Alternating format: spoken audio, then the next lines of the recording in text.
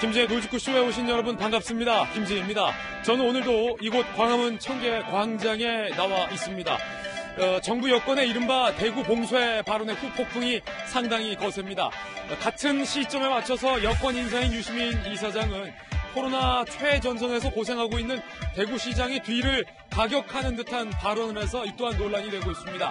최대 피해자인 대구 시민들은 중국에 대해서는 한마디 말도 못하면서 왜 대구만 갖고 뭐라고 하느냐 라면서 울분을 토해내고 있습니다. 잠시 후에 이른바 대구 홀대론 이야기 나눠보겠습니다. 저는 비가 오나 눈이 오나 매일 아침 이곳에서 여러분을 기다리겠습니다. 김지의 돌직구쇼 지금 라이브로 시작합니다. 잠깐만요.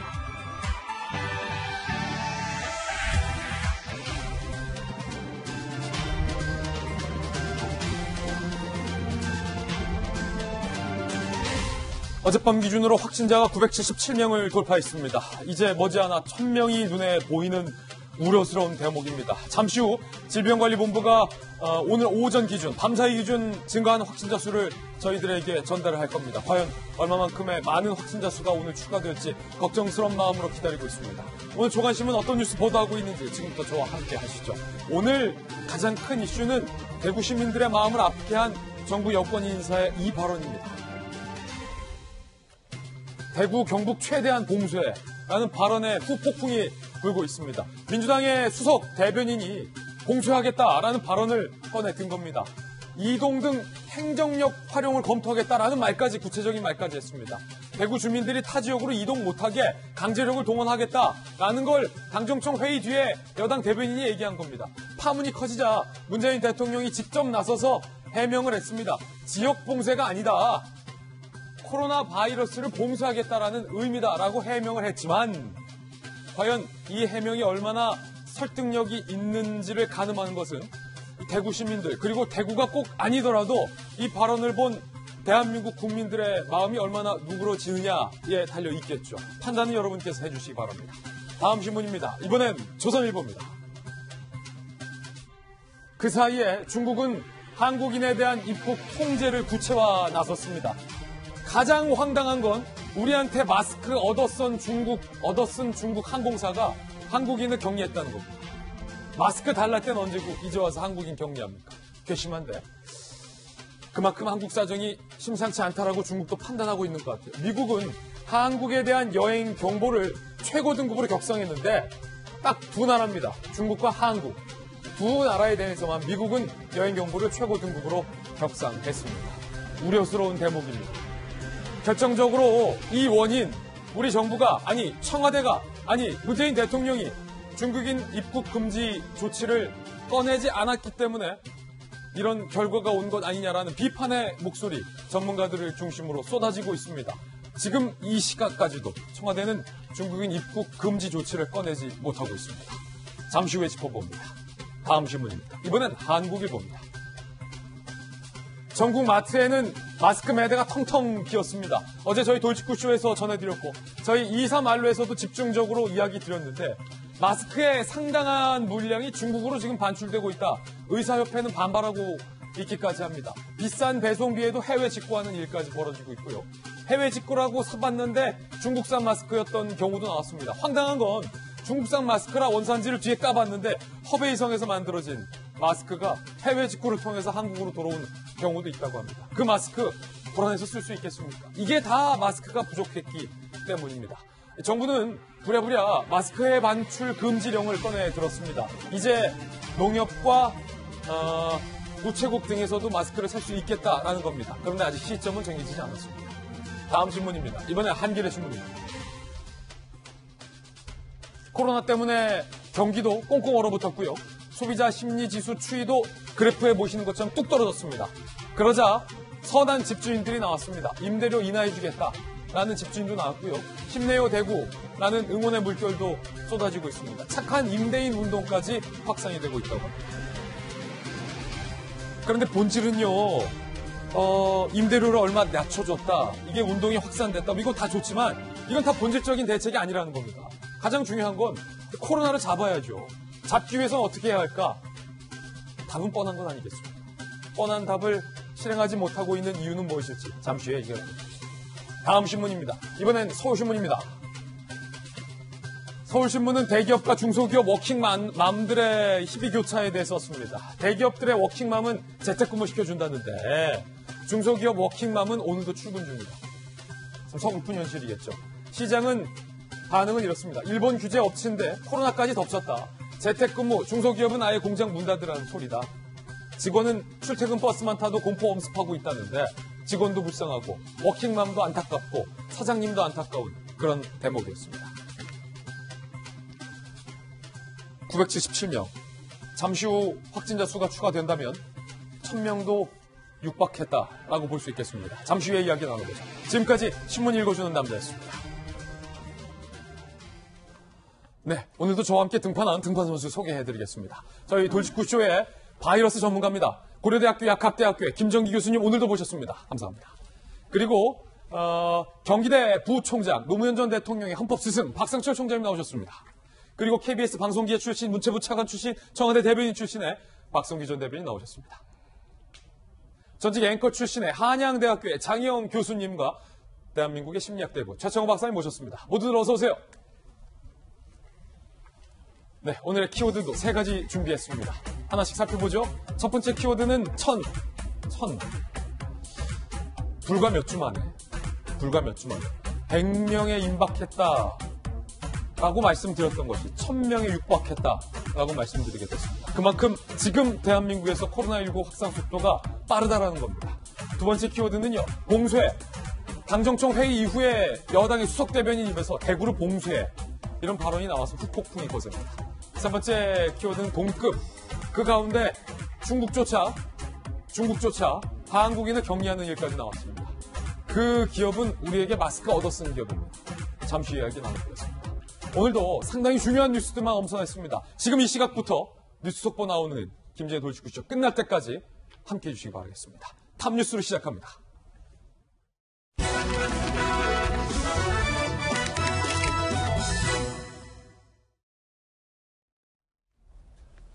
톱뉴스 주제부터 공개합니다. 바로 이겁니다. 눈 깜빡할 사이 어느새 1000명을 바라보게 됐습니다. 대한민국 코로나19 확진자 수 이야기입니다. 어젯밤 기준으로 977명을 넘어섰습니다. 함께 보시죠. 상당히 우려스럽습니다. 어제 오후에도 더 추가가 된 겁니다. 그러니까 확진자 1000명, 육박, 11번째 사망자. 국내 현황을 보면요, 어제 오후 기준이에요. 확진자 수는 977명. 그러니까 밤 사이에 확진자 수가 더 추가될 가능성, 잠시 후에 질병관리본부가 저희들에게 새롭게 추가된 확진자 수를 전달할 겁니다. 과연 몇 명이 추가될지 걱정스러운 마음으로 지켜보고 있고요. 사망자 수도 늘었습니다. 11명, 완치된 자는 22명에 그쳤습니다. 특히 서울이 하루 새 9명 추가 확진이 됐습니다. 25개의 구 중 16곳이 감염이 됐다. 금천, 동작, 노원, 관악에서 신규 확진자 나왔고요. 서북, 동북, 도심, 서남, 동남권, 서울 다 뚫렸다. 신도 10만 명의 강동구의 명성교회의 부목사님도 확진 판정을 받아서 예배만 8번 참석했기 때문에 이 10만 명의 명성교회 신도들도 공포에 떨고 있는 상황. 그리고 LS 용산타워 직장인도 확진 판정을 받았습니다. LS 용산타워 폐쇄됐고요. 옆 건물 아모레퍼시픽 화장품 건물도 재택근무 조치에 들어가게 됐습니다. 다중접촉 직군도 감염, 30명 확진, 성지순례단 탑승 노선의 승무원까지 확진이 됐고요. 청송교도소의 교도관도 확진됐는데 알고 봤더니 신천지 교인. 34곳 출장, 평택금연상담원도 확진 판정, 7곡 장애인 시설, 미랄 사랑의 집도 22명이 확진 판정을 받은 상황입니다. 상당히 우려스러운 상황에 하버드의 교수는 이런 소름 끼치는 경고까지 했습니다. 하버드 교수, 과연 뭐라고 경고했을까요? 지금 보시면요, 마크 립시치 하버드대 교수는요, 이렇게 얘기했습니다. 1년 내에 세계 인구의 40에서 70%가 코로나19에 감염될 가능성입니다. 1년 내에 전 세계 인구의 많게는 70%까지. 이야, 교수님까지 왜 이러십니까? 불안하게. 가능성 있는 결론은 코로나19가 궁극적으로 억제되지 않을 것이라는 점. 만성질환자 노인에게는 더 치명적이다라고 경고를 했습니다. 오늘 하버드의 마크 교수가 있다면 돌직구쇼에는 김정기 교수가 있죠. 바이러스 전문가신 김 교수님, 네. 지금 전국의 코로나19 확진 양상이 빠르고 977명, 1000명 육박했고 서울도 다 뚫렸고 하버드 교수는 전 세계 70%까지 감염될 것이다. 뭐 이런 비관적인 경고까지 하고 있는데 이 코로나19 바이러스가 이렇게 무서운 겁니까?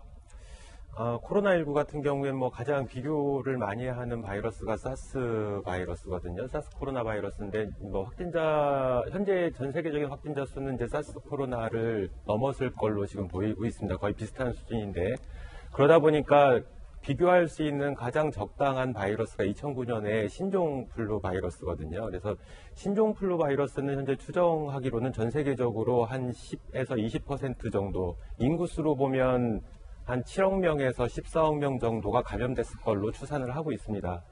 근데 만약에 그 당시에 그러니까 신종플루가 굉장히 이제 전 세계적으로 유행을 했는데 그 당시 최대 감염 추산치가 한 20% 정도인데 지금 하버드대 교수님은 지금 코로나19가 한 40에서 70% 정도 전 세계 인구를 감염시킬 거다 이렇게 예측을 하고 있는데 좀 제가 보기에는 좀 지나친 숫자라고 봅니다. 네. 그래서 물론 코로나19의 전파력이 강한 것은 맞는데 현재까지의 양상을 보면 코로나19는 신종플루보다는 전파력이 그렇게 높은 걸로 보이지는 않습니다. 1000명이 육박했는데도? 네. 예.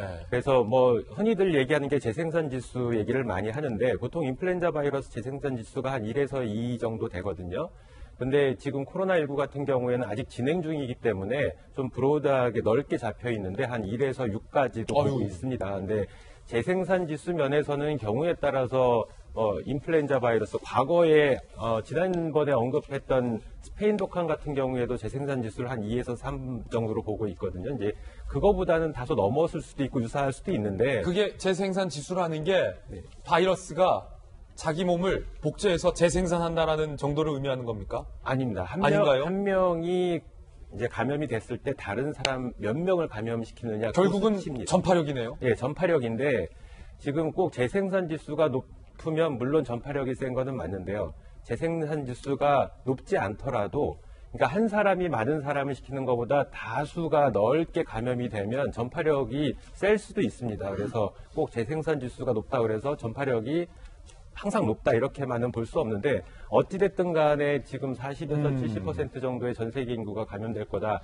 현재의 진행 상황으로 보서는 그건 너무 지나치게 작은 수치지 않을까 생각을 하고 있고요. 그러면요 교수님 일단은 우리가 살고 봐야 되니까 우리나라가 좀 걱정되는데 지금 977명 잠시 후에 질본이 과연 저희들에게 어제 밤 사이에 몇 명의 숫자를 줄지는 아직까지 모르겠으나 교수님께서 지금까지의 확진 수 전파 속도를 봤을 때 대한민국이 1000명을 넘길 가능성은 어느 정도로 보십니까? 1000명은 당연히 넘고요. 제가 조심스럽게 예측하는 거는 2000명 수준까지 갈 것 같다. 대한민국에서 2000명까지 나올 거다. 네, 그 정도로 보고 있는데 실제로 아까 말씀드렸던 신종플루 같은 경우에는 2009년 당시 2010년까지 진행이 됐는데 그때 우리나라에서 감염된 사람이 76만여 명 정도거든요. 예. 현재 코로나19의 확진자 수하고 당시 2009년의 신종플루하고는 아직까지는 비교가 안 되는 수준입니다. 그래서 이런 점을 전체적으로 봤을 때 지금 하버드대 교수가 예측한 거는 좀 지나친 수치지 않을까 이렇게 생각을 하고 있습니다. 그렇군요. 가장 걱정되는 건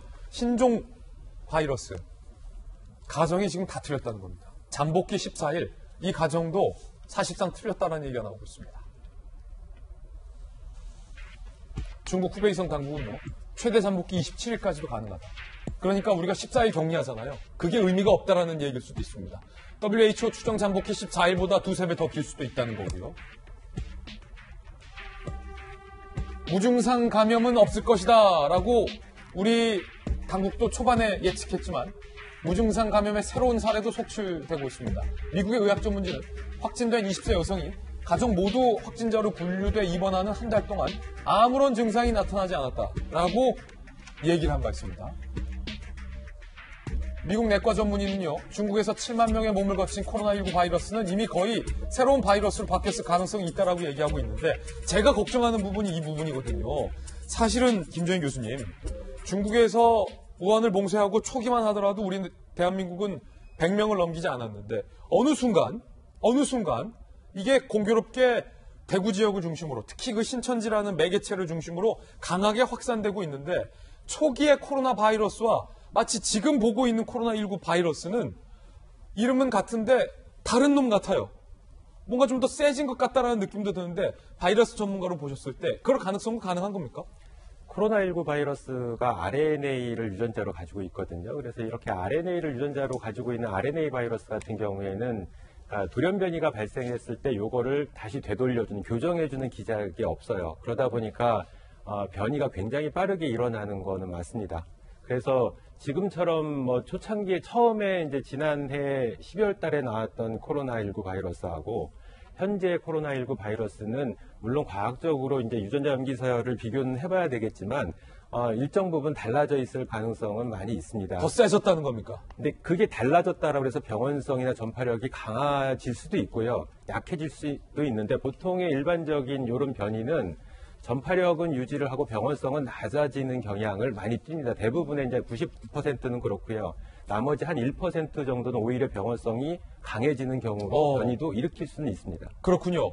이 바이러스가 숙주를 지금 찾아다니고 있는데 왜냐하면 본인이 더 증식을 해야 하는 게 목적이기 때문에 그 숙주가 지금 공교롭게 대한민국에서 더 활기를 치고 있는 양상 상당히 우려스러운데 장영 교수님 그 우려스럽다는 대목 중에 하나가 직장인들이 활보하는 도심에서도 확진자가 발생했다는 건데 용산 LS타워 같은 경우는 제가 국방부 출입기자 시절에 국방부가 붙어 있어요.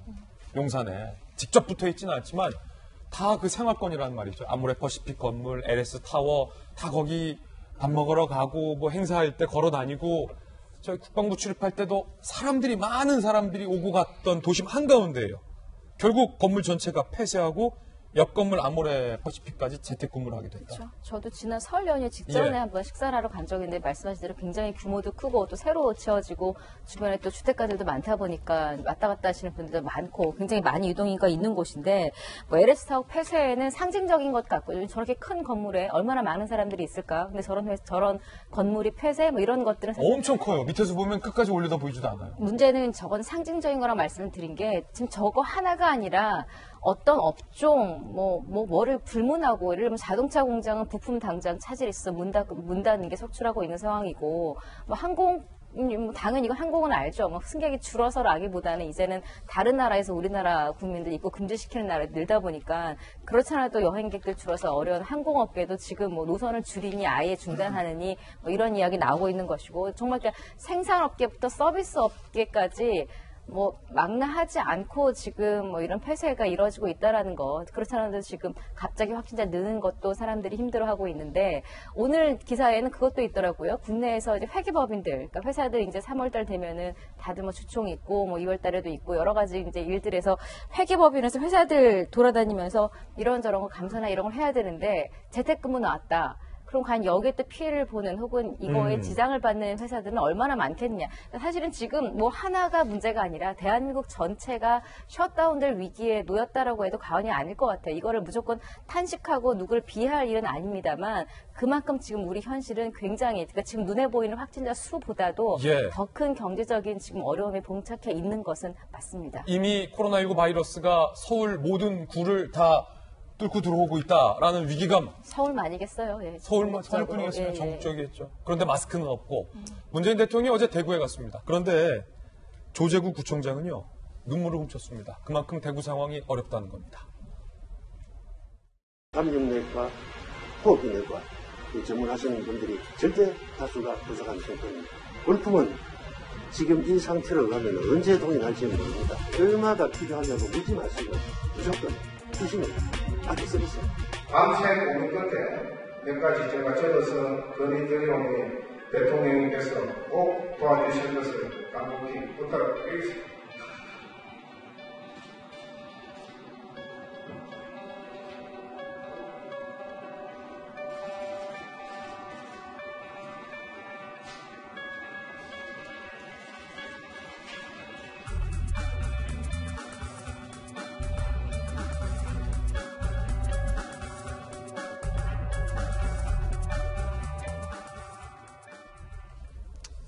지금 저 조재구 구청장이 얼마나 마음고생을 했으면 대통령에게 편지를 전해드리고 나는데 그 순간에 저렇게 눈물을 흘렸을까요?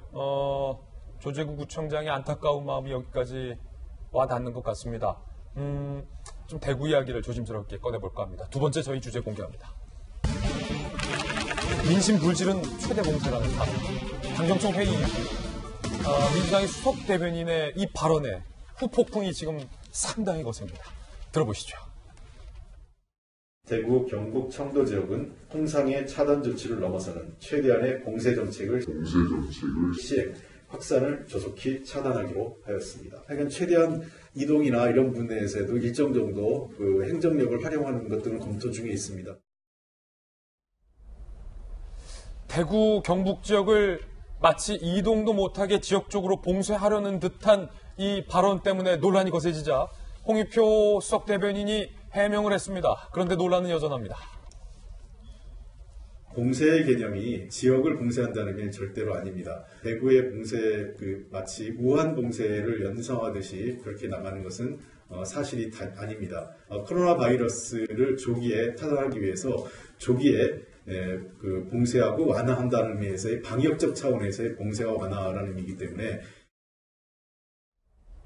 홍익표 대변인의 해명인데 결국은 지역을 봉쇄하겠다는 게 아니라 바이러스를 봉쇄하겠다라는 의미다라고 해명을 했지만 논란은 여전한데 청와대에 계셨던 박성규 대변인께서 들으시기에 사실은 해명에 따르면 봉쇄라는 단어는 공식 회의에서는 나온 적이 없었다라고 해명을 하고 있지만 자연스럽게 대변인이 봉쇄라는 단어를 과연 꺼낼 수 있을까라는 점에서 좀 의아한 대목이 있습니다. 어떻게 보셨습니까? 많이 의아하죠. 많이 의아하죠. 참 안타깝습니다.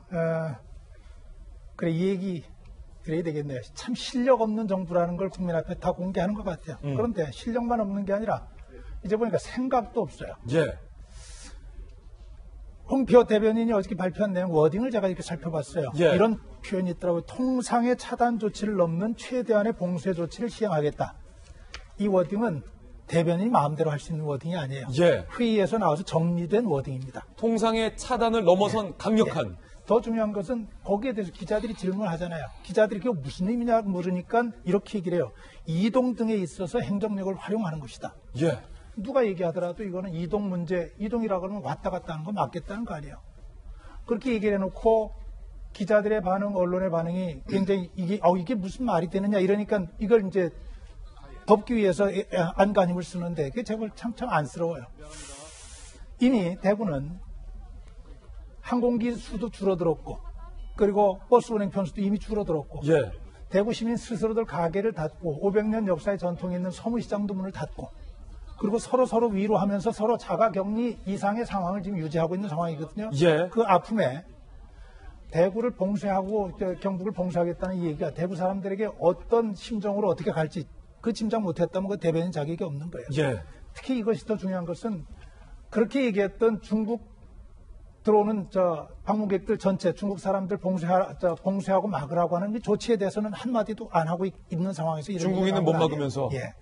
참 홍표 대변인 걱정스럽고요. 이분이 이 얘기만 한 게 아니에요. 사실은 이제까지 6차례나 얘기했던 대한의사협회에서 중국인 전수 출입 금지시켜야 된다고 얘기를 했을 때 이분이 뭐라고 얘기하냐면 그 양반이 의사협회라고 하는 단체가 정치적으로 우리하고 반대쪽에 서 있는 단체다. 그 양반이 정치적으로 편향된 사람이다.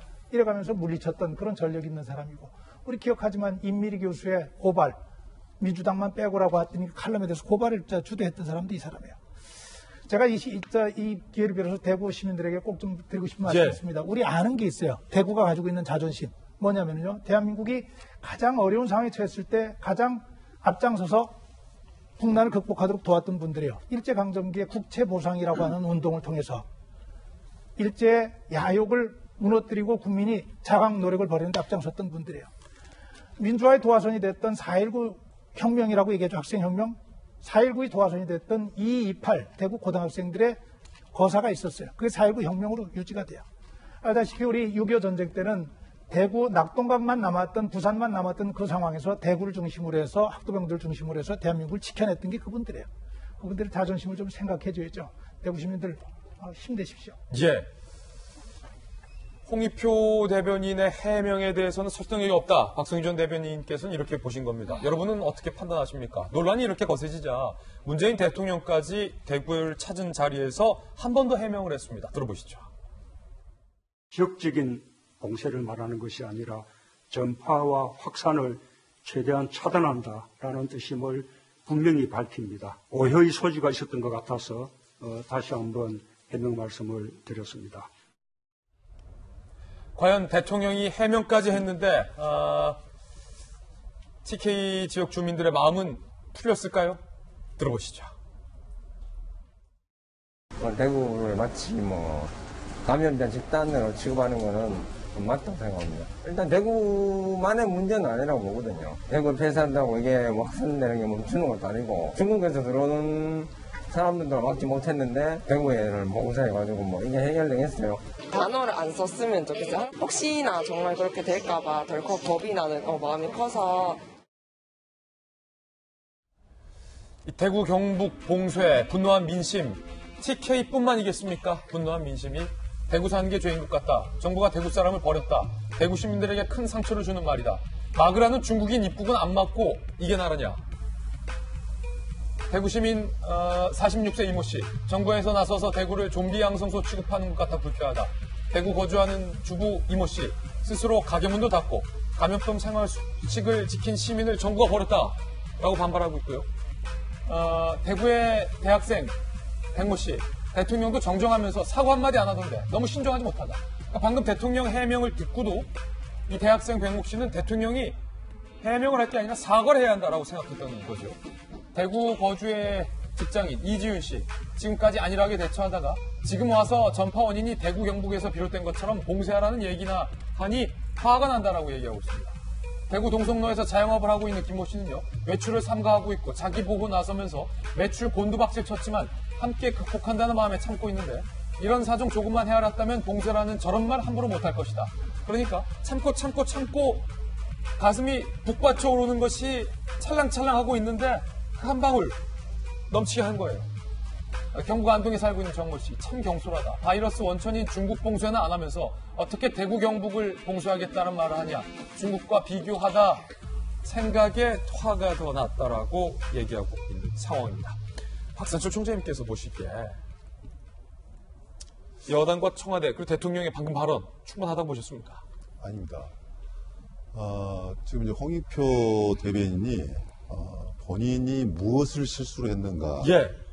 봉쇄라는 말을 잘못 전달된 것 같다 생각하니까 저렇게 해명으로 들어갔단 말이죠. 네.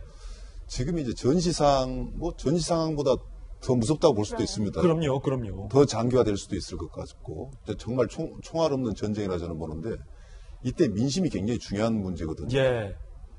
이 봉쇄라는 그 단어가 주는 뜻이 아니라 지금 홍익표 대변인은 뭐냐면 정말 그 민심을 다독여야 될 그 입장에 있는 사람에도 불구하고 그 마음에 큰 상처를 줬거든요. 그 상처에 대한 안정감을 줘야 될 수 있는 까지를 생각해 줘야 되는데 저는요 지금 이제 대통령께서 사실 이건 우리가 시인할 거 시인해야 돼요.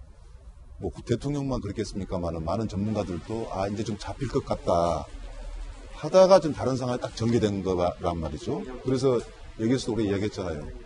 지금 이 정치권에서 이 사건을 다룬 것은 정말 다루지 않고 정부에서 다룬 건 좋지만 그래도 만약을 대비해서 이 전문가들의 권위를 우리는 따라야 된다.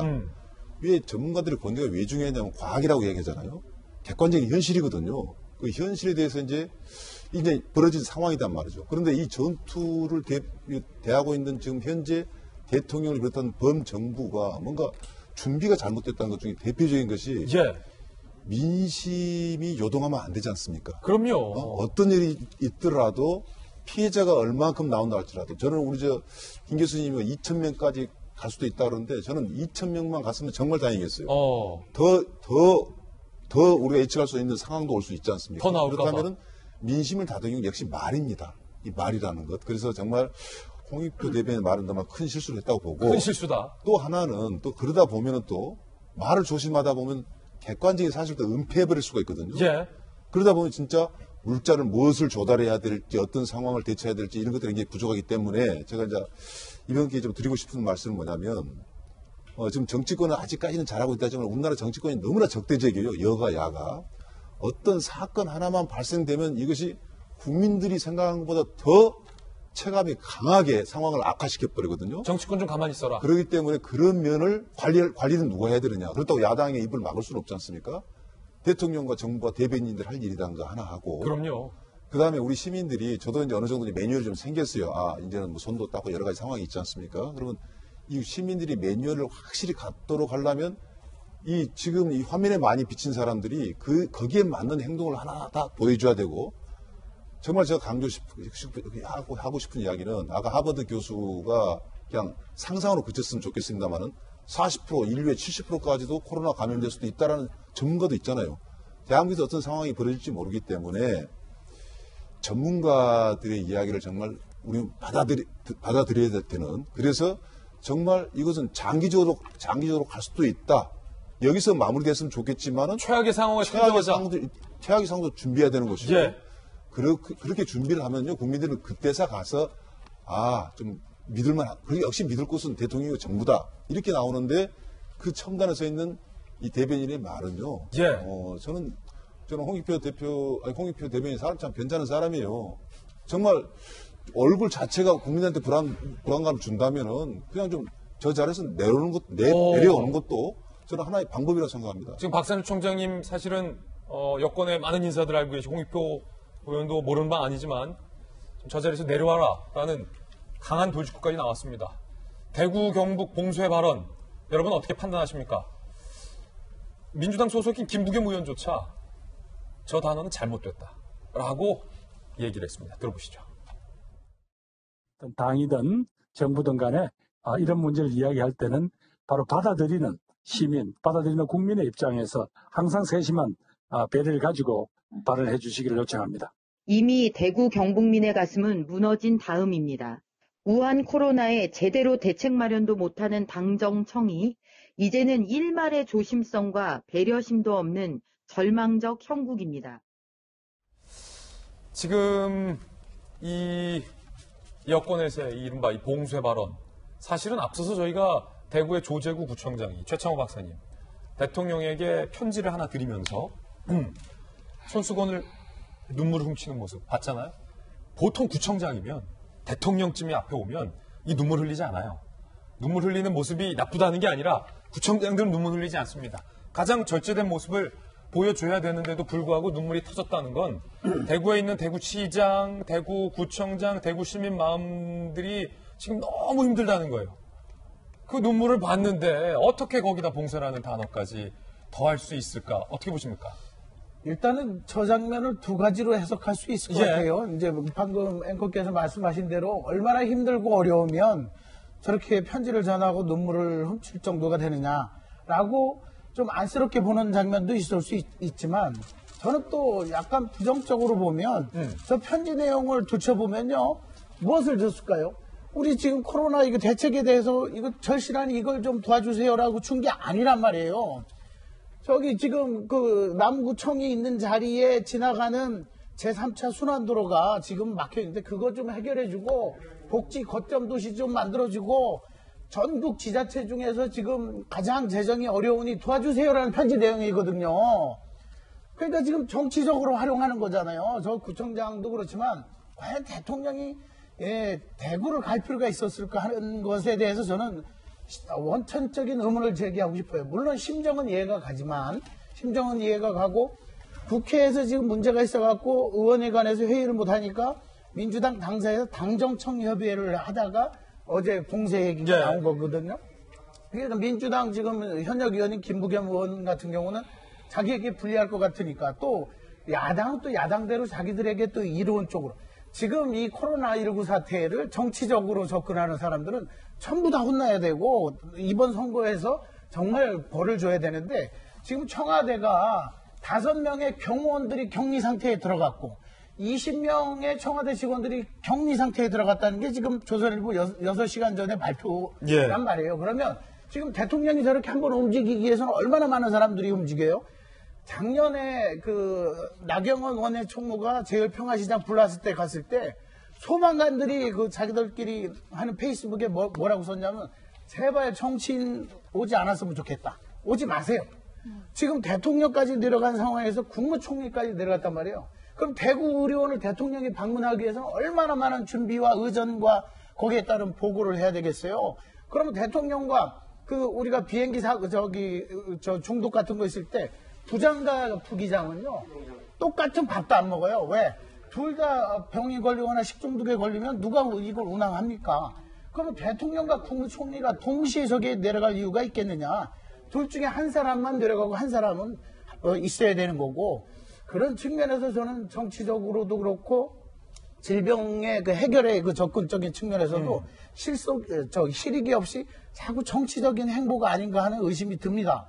물론 뭐 그렇게 안 보고 긍정적으로 볼 수도 있지만, 그리고 구체적으로 원하는 것들을 지금 시장에 500만 장의 마스크 얘기를 하면 그 정도는 빨리빨리 지원해 줄 수 있는 정부가 돼줘야 되고, 진작에 이걸 사들여서 그리고 저기 마스크 업자들도 좋고, 그리고 우리가 실수요자들도 좋게 충분히 할 수 있었는데 안 들은 거예요. 저도 뭐 마스크가 관심 있어서 많이 이걸 찾아보고 했는데, 여하튼 좀 남구청장, 조재구 남구청장 안타까운 심정은 이해하지만 그런 식으로 편지를 이렇게 전달하는 것은 적절하지 않았습니다. 물론 이건 최창호 박사님 개인적 견해고, 또 다수의 의견도 있습니다. 조재구 남구청장이 전달했던 편지 내용은 이 남구 지역에서 270명의 코로나19 확진자가 나왔기 때문에, 또 남구청 재정이 전국 꼴찌이기 때문에 사태의 정상화를 위해서 지역 내 복지 거점 센터 건립, 그러니까 확진자 수와 연관이 되어 있는 내용의 청원을 했다는 입장도 나와 있기 때문에 조재구 남구청장의 입장도 제가 대신 소개를 해드리고요. 지금 이 상황에서 더 기름을 부은 발언이 있습니다. 여권 인사로 분류된 유시민 이사장이 대구시장을 저격했습니다. 들어보시죠. 이분 생각에는 별로 열심히 이걸 막을 생각이 별로 없지 않나라는 의심까지 들어요. 전염병이 번져서 이걸 문재인 폐렴이라고 공격하고, 문재인 정권이 친중 정권이어가지고 중국 눈치 보느라고 중국 입국자를 안 막아가지고 나라가 이렇게 됐다, 이 얘기를 하고 싶은 거예요. 이 사람 마음속에는 그런 정치적인 관심밖에 없는 것 같아요. 경북도지사나 대구시장은 이걸 찾기 위한 노력을 하나도 안 하고 그냥 우리 신천지에서도 좀 협조해 주세요라고 읍소하는 것밖에 안 하고 있거든요. 권영진 대구시장이 코로나를 막을 생각이 없다. 오히려 이 코로나 사태를 방기함으로써 현 정부를 공격하기 위한 수단을 대구시장이 삼고 있는 건 아니냐라는 식의 유시민 이사장의 발언인데요. 일각에서는 대구 경북 지역을 중심으로 수십 명의 확진자가 나오던 초기에 사실상 이 일에 관심이 없던 것은 대구시장이냐 다른 분이냐 라는 비판까지 나오고 있습니다. 그날 처음으로 대구에서 이 코로나가 시작됐던 날 청와대에서 무슨 일이 있었는지 영상 보시죠.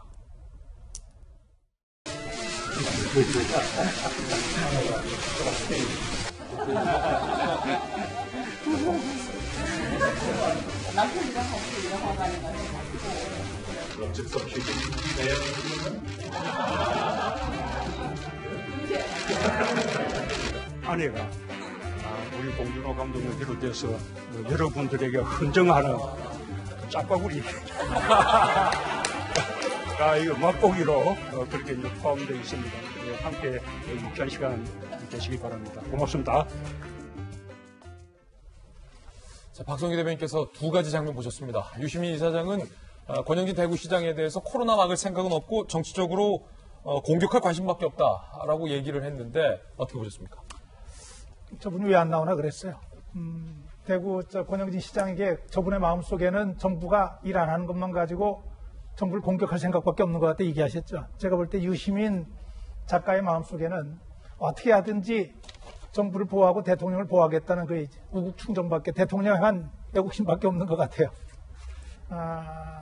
유시민 작가에게 정말 더 얘기하기도 그렇지만 전체 국민을 보고 전체 나라를 좀 봐줬으면 좋겠다는 당부를 드리고, 정말로 하고 싶은 얘기는 내가 정말 좋아하고 내가 정말 존경하는 사람들은 잘못했을 때, 문제가 있을 때 그 얘기를 아프게 지적해줘야 합니다. 그래야 바로 갈 수 있습니다.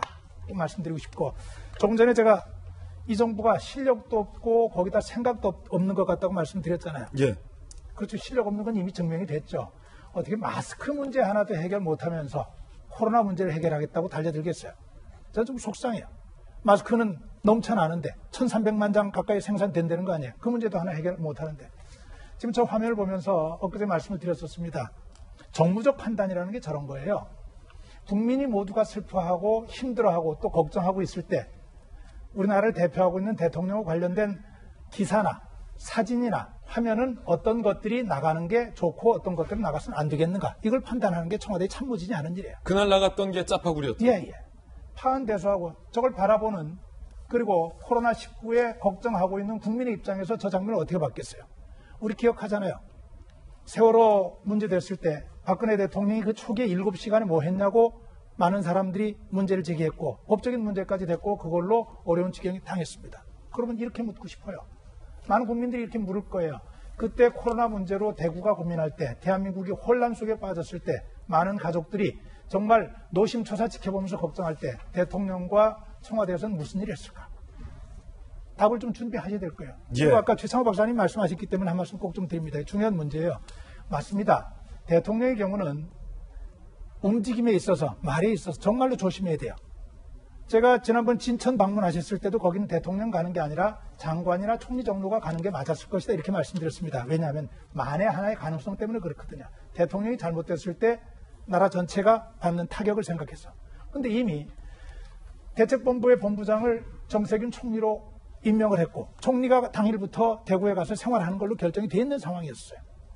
대통령이 가실 이유는 없었고 대통령은 이럴수록 청와대를 지키면서 국민에게 믿음을 주고 나머지는 실무자와 전문가들에게 맡기는 역할을 해야 하는데 왜 저렇게 현장까지 가서 일을 벅차게 하고 그리고 전문가들이 일할 수 있는 일하는 여건들을 좀 이렇게 막아서는 듯한 분위기가 생기는지 정치적으로 신경 쓰게 되면 아무래도 그런 문제가 생길 수밖에 없거든요.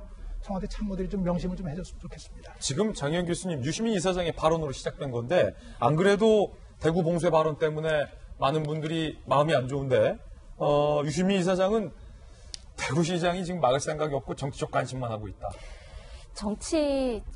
본인은 정치인이 아니라고 이야기를 합니다만 전직 장관도 하셨던 분이고 누가 봐도 정치적인 발언만을 최근에 계속 하고 계신 분이에요. 개인적으로 이런 국가 재난 상황에 그리고 국민들이 이렇게 힘들어하고 불안해하고 있는 상황에 전 정치적인 이야기로 누구를 비판하는 건 전혀 도움이 안 된다고 생각을 해서 일방적으로 지금 저는 문재인 대통령의 20일 짜파구리 오차, 기생충 팀 오차안을 비난하고 싶지도 않고 다만 유시민 작가가 지금 역시 정치인 대구시장을 공략하고 나섰거든요. 대구시장이 야당 소속이었습니다. 그러다 보니까 사실 저는 유시민 이사장이야말로 지금 정치적인 이야기를 하고 있는 거예요. 지금 누구 탓할, 그러니까 지금 저 짜파구리 오차를 보면서도 지금 저거 탓할 시간이 없어. 어떻게 대책 세울까 하는 게 사실 저는 정치인의 시각이어야 된다는 생각이 들거든요. 저도 지금 비판보다는 사실은 같이 고민을 어떻게 이 문제를 해결하고 고민을 하고 싶은데 이 와중에 전혀 도움되지 않는 지금 대구 그 혼란스러운 거기에 지금 리더를 맡고 있는 사람을 비난하는 게 과연 국민들에게 어떤 도움이 될까 이런 생각도 들고 이런 걸 이렇게 뜬구름잡는 얘기보다 팩트를 좀 짚어드리자면 아까 20일 기생충 오참 20일에 우리가 어제 그 대구 그 관련된 그 팀장 확진자 친천지 교인 확진자 이야기하면서 제가 날짜 하나하나 짚어드렸잖아요. 그거에 따르면 20일 날 이미 대구시에서는 신천지 교인 1,001명의 명단을 확보를 해서 일일이 전화를 하고 있었던 게 20일이었어요. 누구는 짜파구리 먹고 있을 때 대구시에서는 확진자가 아니라 그 같이 30명 확진자와 함께 예배당에서 2주에 걸쳐서 함께 예배를 본 101명의 명단을 신천지로부터 받아서 일일이 확인 전화를 하고 있었죠. 물론 그날이 그날입니까, 짜파구리? 20일 날 다 확인 전화를 했다 그랬죠. 그리고 그 사람이 그 전화를 받고 보건소 그 직원이 21일 날 저 출근 안 하겠습니다. 몸이 안 좋아서요. 오전에 그렇게 전화를 했다가 오후에 저 신천지인이고 거기 다녀왔습니다라고 이야기를 했다라는 거 아니겠어요. 다녀왔다라는 건 이미 전화 거신 분도 알았어요. 1,001명 명단에 있었으니까. 그 이후로 신천지가 전체 교인들의 명단을 주지 않는다고 막 비난을 하면서 지금 전 그 와중에 저도 신천지가 조금도 도움을 주지 않고 있는 줄 알았어요. 근데 오늘 경기도에서 신천지 교인들 명단 입수했다라는 이야기를 뉴스에서 말하면서 신천지 교인들이 명단을 협조를 하지 않은 이유가 그 당시에 대구에 적극적으로 협조를 해서 당시 101명이 명단을 줬는데 그 명단이 다 공개가 됨으로써 신천지 교인들이 원래 자기네들은 포교할 때 얘기 안 한다면서요, 신천지라고. 근데 이게 또 공개가 돼버리니까 이후에 인권 문제나 개인 정보 이런 문제로 명단 주는 걸 꺼려한다라는 거예요. 그래서 경기도에다가 이재명 도지사 측에다가 그 얘기는 잠시 후에 좀 저희가 자세히 해보겠습니다. 아무튼 제가 이야기하는 건 누굴 옹호가 아니라 대구시에서는 최선의 일을 하고 있었는데 그렇죠. 유심 이사장의 말로 그걸 좀 확인을 하고 이야기를 했는지 무조건 정치인을 비난한다고 지금 대구 시민들이 안심을 하고 국민들이 안심을 하는 게 아니거든요. 좀 팩트만 이야기하고 도움되는 발언들을 좀 했으면 하는 바람입니다. 우려했던 뉴스 속보가 지금 들어왔습니다. 질병관리본부가 저희들에게 지금 막 전해 온 속보라 가장 발빠르고 정확하게 전해드립니다. 코로나19 확진자 수가 어제 밤 사이에 169명이 지금 시간까지 추가로 발생했습니다. 이 수는 오후에 더 늘 수 있는 수입니다. 그러므로 국내의 총 확진자 수는 1146명. 김정기 교수님이 예측하셨던 대로 1000명을 넘었어요. 1146명이 됐고요. 정말로 더 절망적인 건 대구 지역의 확진자가 134명이 증가해서 677명이 됐다는 겁니다. 대구 지역에서만. 전체 1146명 중에 대구 지역에서만 600명이 넘고요. 경북 지역에서도 19명의 확진자가 늘었습니다. 총 267명의 경북 지역이 됐고요. 대구와 경북을 합치면요. 확진자는 전체 944명입니다. 전체 1146명 중에 대구 경북 지역이 944명의 확진자 수를 기록하게 됐습니다. 다시 한번 말씀드리지만 지금 이 시점부터 대한민국의 코로나19 확진자 수가 1000명을 넘어섰다는 뉴스 속보 전해드리겠습니다. 김정희 교수님, 네. 어쩌면 김 교수님께서 불과 몇 분 전에 예측하셨던 일이지만 막상 질병관리본부에서 저희들에게 넘겨준 쪽지를 보니까 가슴이 좀 덜컹합니다. 저희들은 대다수 전문가도 아니거니와 이 바이러스에 대해서 아직 모르고 이 코로나19 바이러스를 죽일 방법을 아직 찾지 못하고 있는 상황인 거잖아요. 1000명을 넘어섰다. 이 기세 꺾이지가 않네요.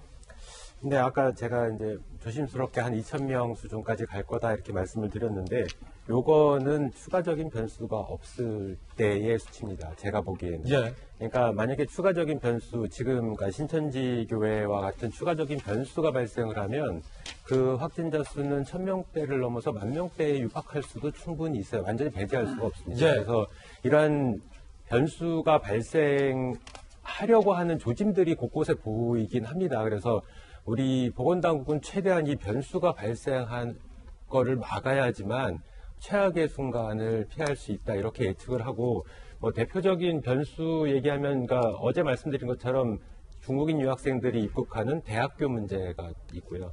또 하나는 요양병원이 있습니다. 요양병원은 그 여러 가지 기저질환이 있으신 분들도 있고 연세가 있다 보니까 감염에 되게 취약하고요. 그리고 감염이 되면 사망자가 급격하게 늘어날 가능성이 굉장히 많습니다. 간단하게 또 하나의 변수 말씀드리면 군대거든요.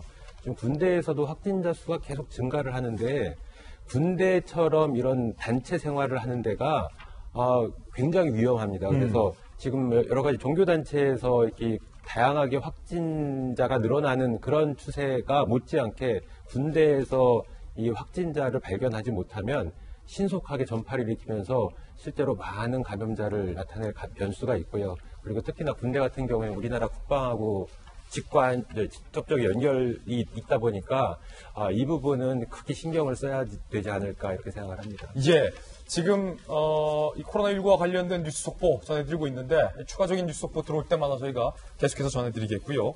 또 한 가지 짚어볼 중요한 문제가 있습니다. 세 번째 뉴스 주제 만나보시죠.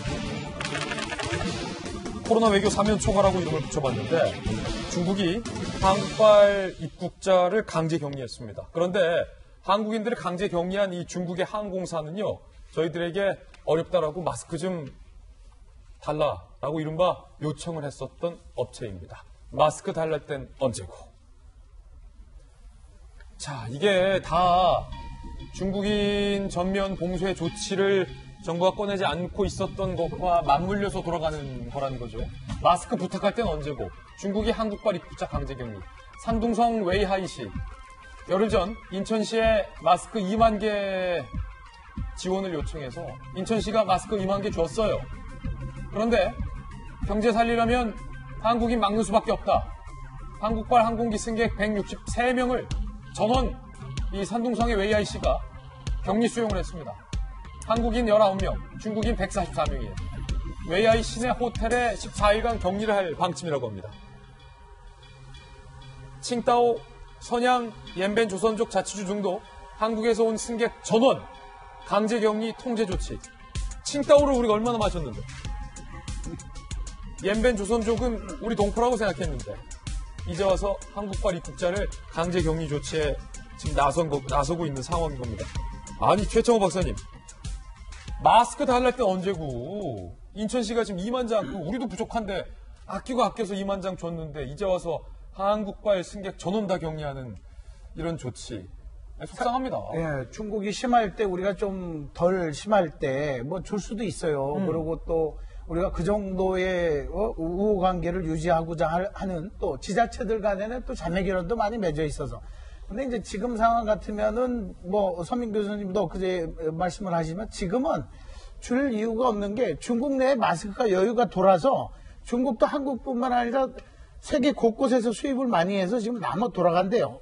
그 남아 돌아가는 것을 싸게 사서 줄 수도 있는 건데 그러니까 산동만두가 평택하고 인천 마주해서 비행기로 40-50분이면 가는 예. 위에 청도가 칭따오고 웨이하이가 이제 위에인데 이제 사람이 자기가 어려울 때 중국 사람들의 특징이 뭐냐면 다 그런 건 아니지만은 이제 친구라고 자꾸 이야기를 하면서 어려울 땐 도와달라 하고 근데 자기들이 어려우면 밑에 사람들을 시키거나 밑에 지자체를 시켜가지고 일을 해요. 예를 들어서 우리 사드 사태 때도 보면 예. 중앙정부에서 한국 여행을 막은 게 아니에요.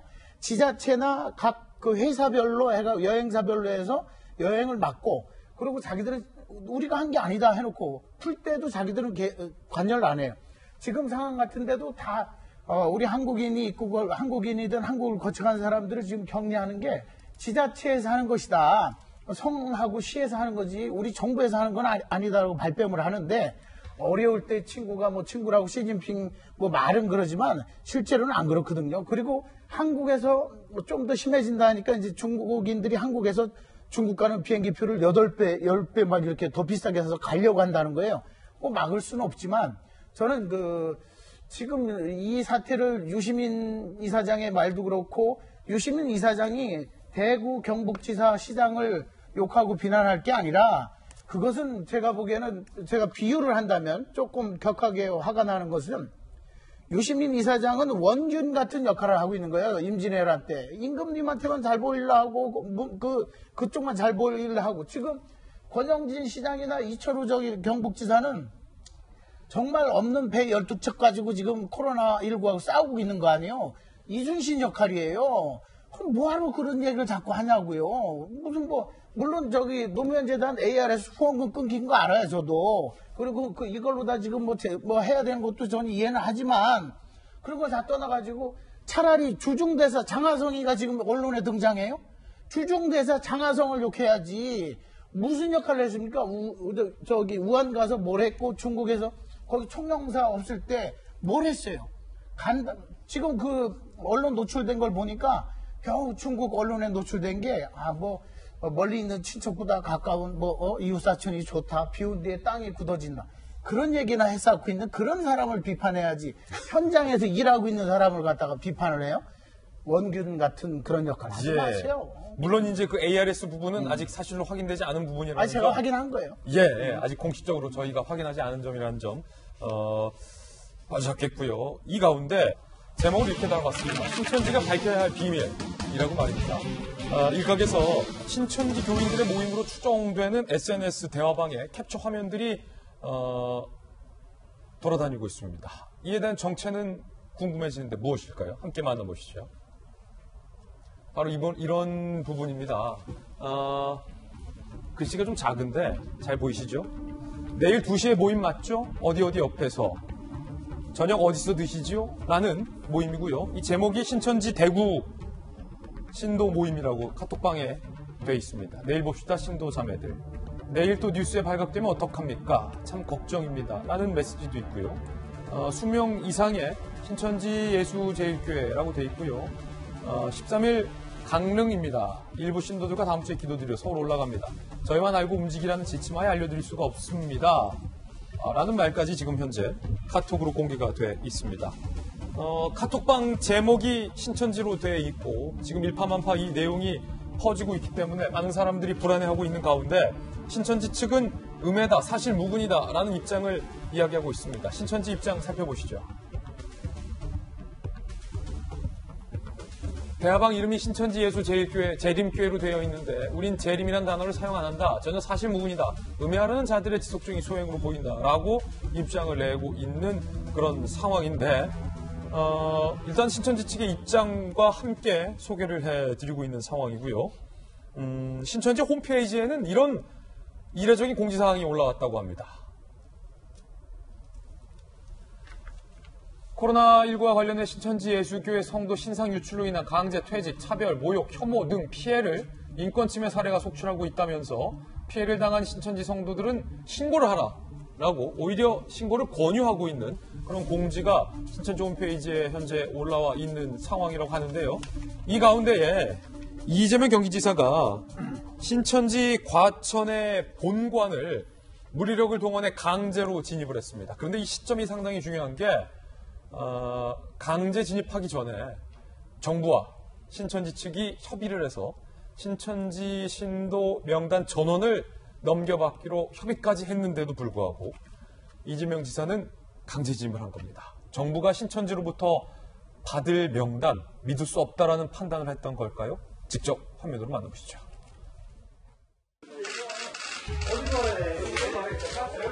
일단 나가지고 얘기하고 이제 아시면서 이렇게 하시면 안 되죠. 특히 2월 16일 날 과천 집회 참석한 신도 중에 확진자가 발생했는데 그곳에 굉장히 많은 신도가 집회한 걸로 제가 알고 있습니다. 집회 참석자 명단을 조사하고자 하니까 협조해 주시라고 하고요. 역학 조사에 적극 협조해 주시기 바랍니다.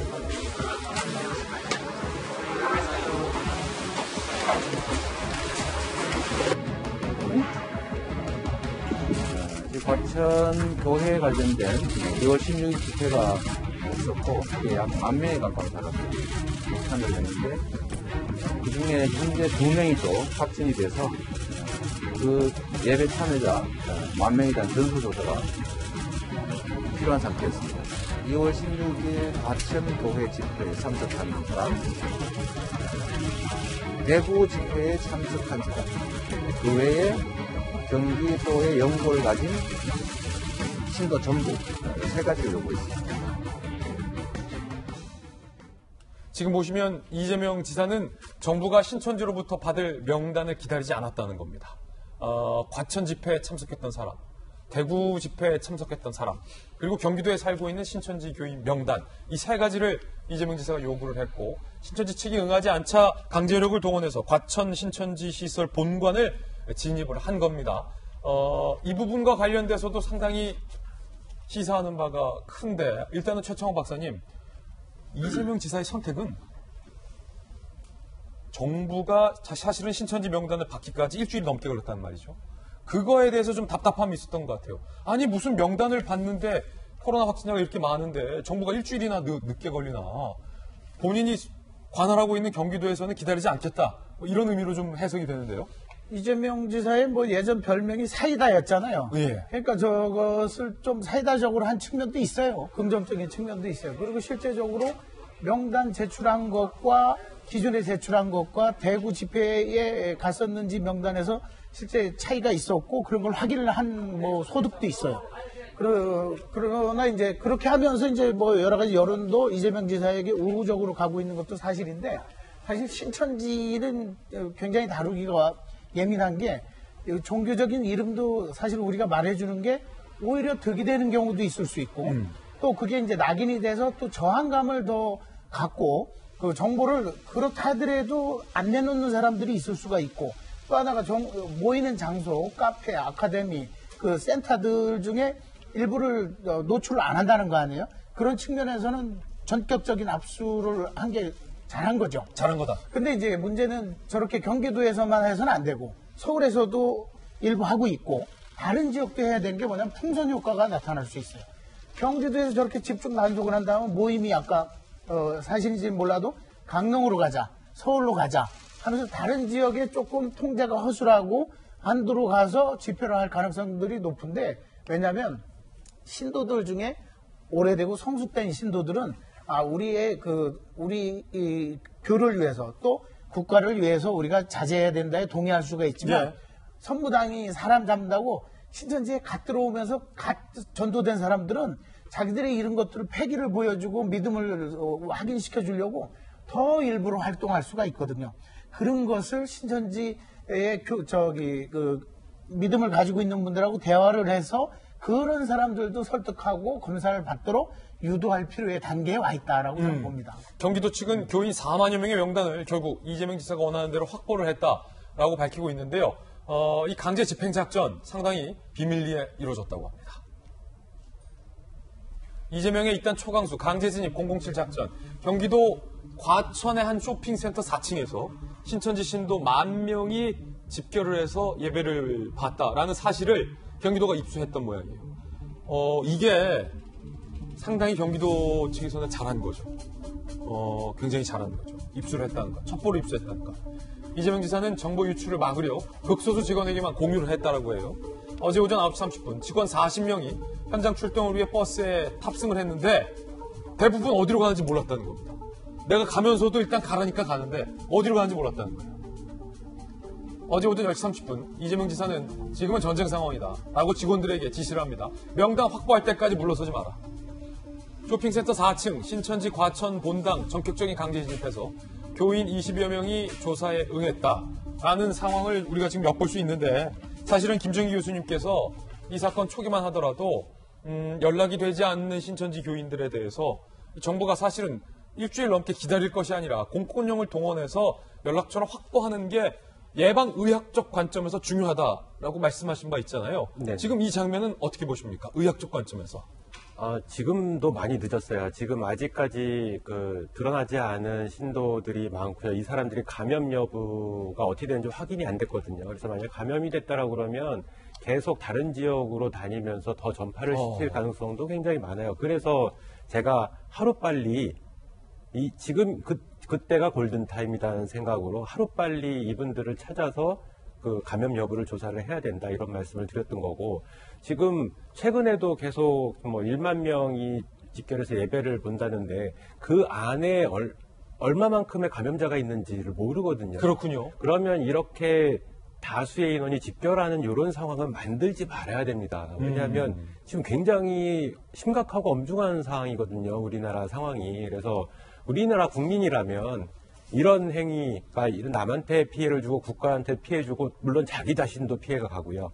이런 것들은 좀 안 했으면 좋겠다라는 생각입니다.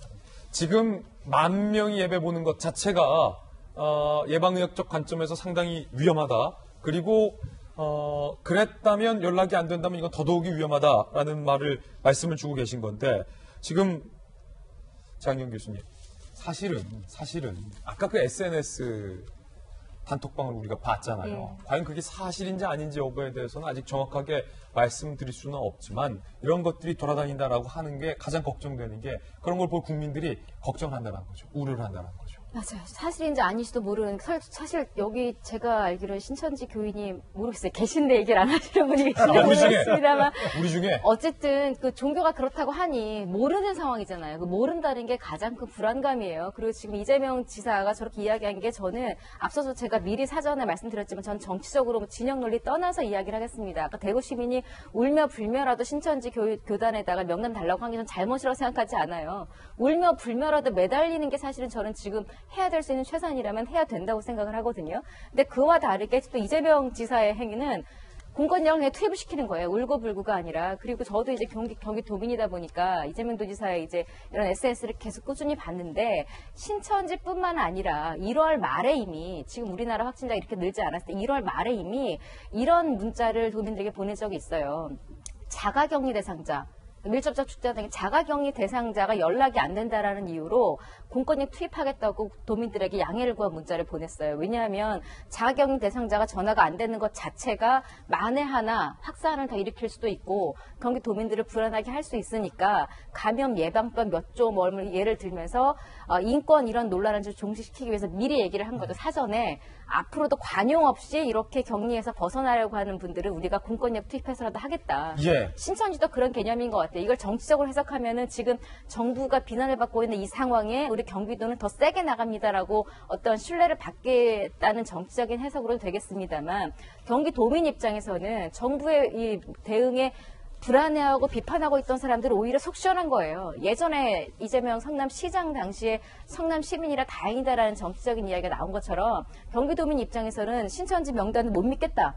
이렇게 못 믿는 명단, 지금 실제로 그렇게 이야기를 하고 있거든요. 신천지에서 주는 명단 자체를 우리는 못 믿으니 여러분들 제보를 받습니다. 심지어 이렇게 신천지 교인들을 지금 제보를 받아서 아름아름 다 투입하고 있어요. 이게 과할 수 있겠습니다만 지금 이렇게 재난 상황에서는 오히려 마음을 더 다독이는 경우도 있을 수가 있어요. 전 정부가 오히려 사실 또 이재명 도지사는 지금 여권 인사였잖아요. 그러니까 사실은 전 오히려 정부에서 뭐 잘하고 있는 사람을 욕할 게 아니라 이렇게 과잉 대응하는 사람들을 보면서 우리가 늦었구나를 좀 반성할 시기도 오지 않았나 싶기도 합니다. 예, 중요한 건 두 가지 지점이에요.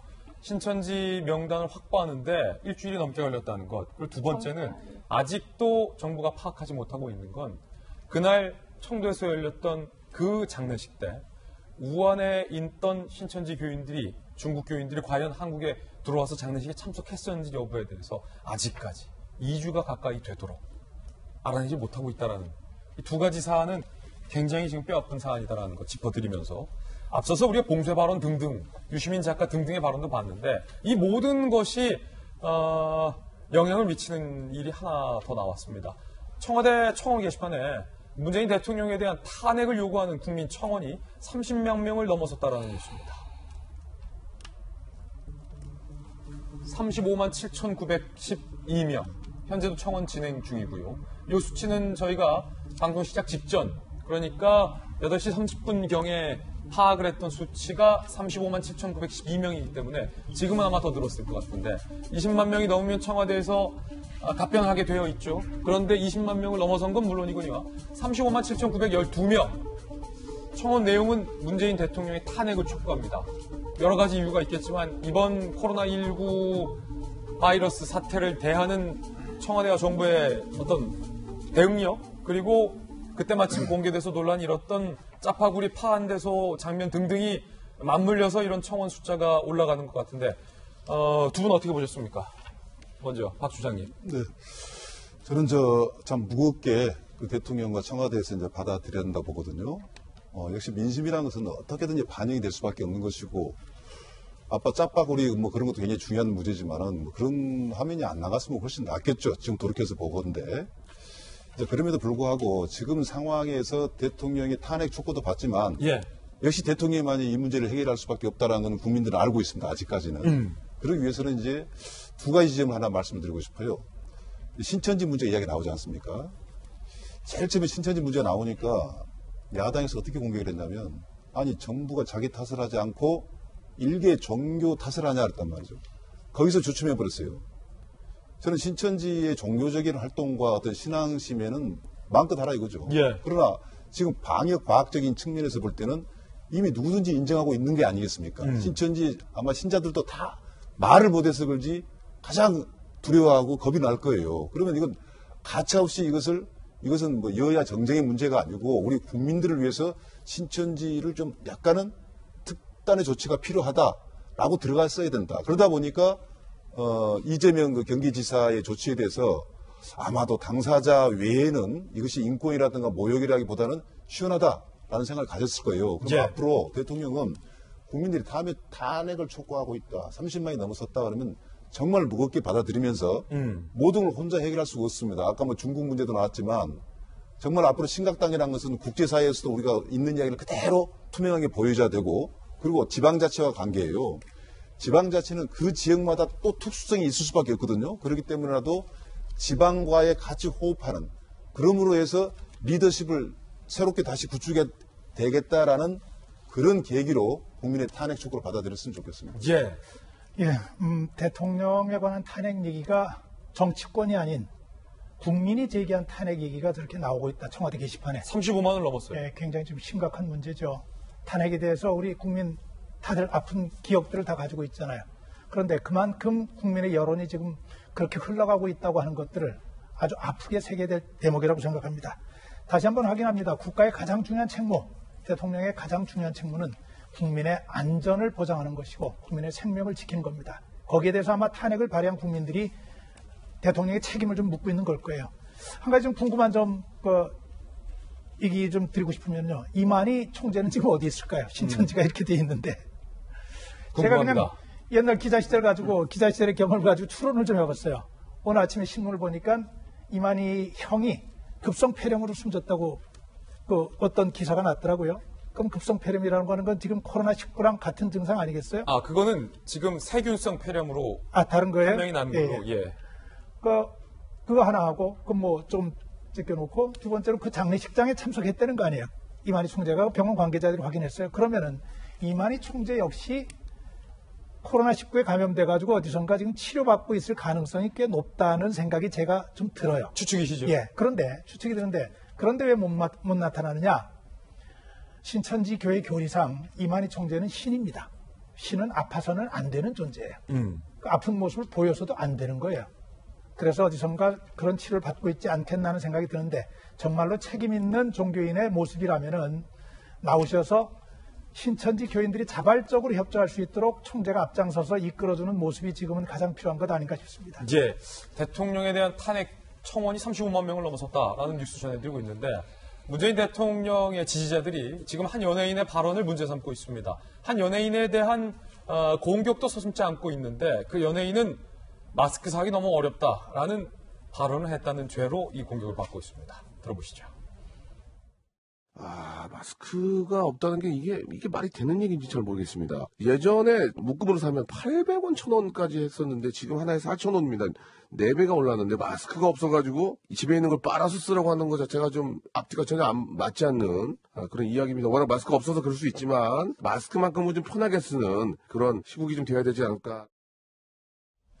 연예인 박명수 씨가 KBS 라디오에서 한 발언인데 마치 마스크가 너무 비싸게 올랐고 그마저도 살 수가 없다라는 발언을 문재인 대통령의 지지자들은 정부를 탓하는 발언으로 들렸던 것 같습니다. 이 박명수 씨에 대한 지금 비판에 이른바 문자폭탄 같은 댓글 공격들이 이어지고 있다라는 기사도 오늘 조간신문에 실리고 있는데 장희영 교수님, 사실은 박명수 씨가 한 정도의 저 정도 이야기들은 박명수 씨뿐만 아니라 지금 국민 누구나 하는 얘기 아닙니까? 저 정도의 얘기라고 하는 정도를 붙일 필요도 없는 얘기예요. 그러니까. 그냥 팩트 이야기한 거고. 팩트다. 저 단톡방에도 지금 여기 저기 친여 분들도 마스크 사러 가는데 4,000원이다 이런 문자 저 어제도 받았거든요. 그럼 그 얘기하면 안 되는 거예요?